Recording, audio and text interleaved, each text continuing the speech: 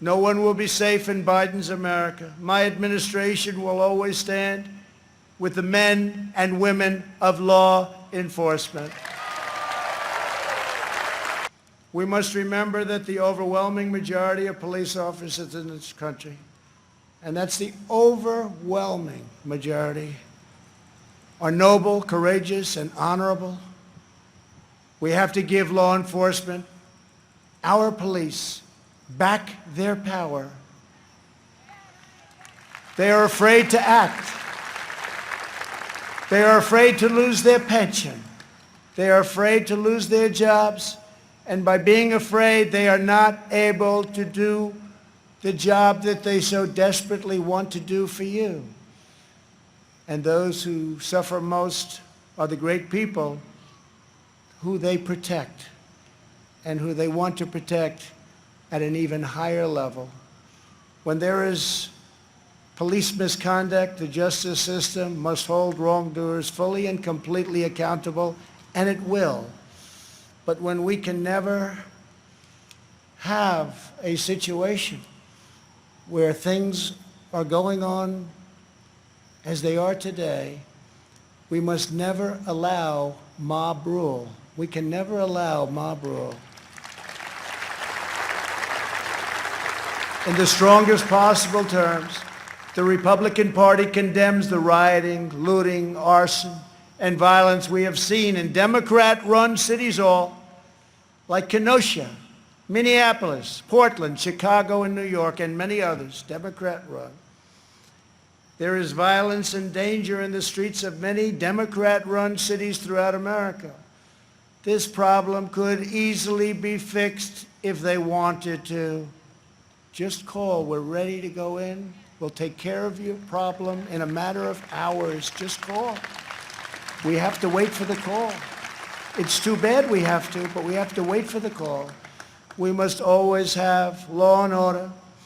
All federal crimes are being investigated, prosecuted, and punished to the fullest extent of the law.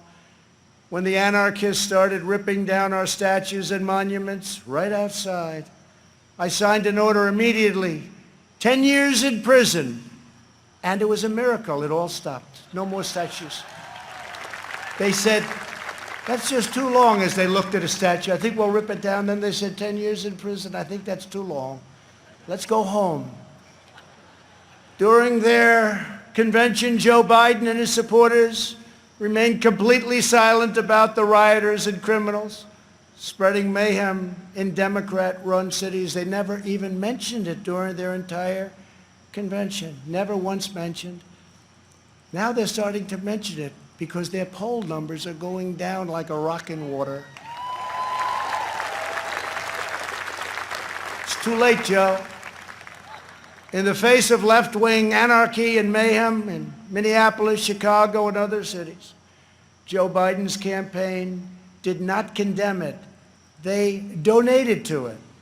At least 13 members of Joe Biden's campaign staff donated to a fund to bail out vandals, arsonists, anarchists, looters, and rioters from jail. Here tonight is the grieving family of retired police captain David Dorn, a 38-year veteran of the St. Louis Police Department, a great man and a highly respected man by all. In June, Captain Dorn was shot and killed as he tried to protect a store from rioters and looters, or as the Democrats would call them, peaceful protesters. They call them peaceful protesters. We're honored to be joined tonight by his wonderful wife, Ann, and beloved family members, Brian and Kaylin. To each of you, we will never forget the heroic legacy of Captain David Dorn. Thank you very much for being here. Thank you.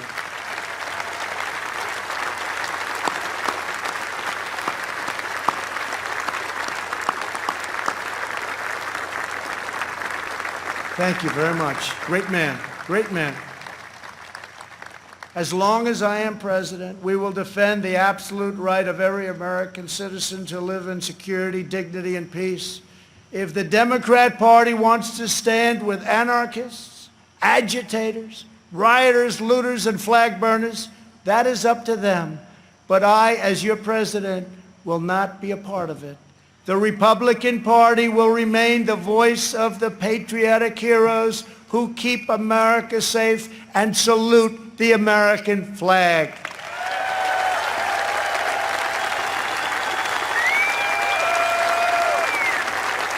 Last year, over 1,000 African Americans were murdered as a result of violent crime in just 4 Democrat-run cities. The top 10 most dangerous cities in the country are run by Democrats and have been for many decades. Thousands more African Americans are victims of violent crime in these communities. Joe Biden and the left ignore these American victims. I never will. If the radical left takes power, they will apply their disastrous policies to every city, town, and suburb in America. Just imagine if the so-called peaceful demonstrators in the streets were in charge of every lever of power in the U.S. government. Just think of that. Liberal politicians claim to be concerned about the strength of American institutions. But who exactly is attacking them? Who is hiring the radical professors, judges, and prosecutors? Who is trying to abolish immigration enforcement and establish speech codes designed to muzzle dissent? In every case, the attacks on American institutions are being waged by radical left. Always remember, they are coming after me because I am fighting for you. That's what's happening. And it's been going on from before I even got elected.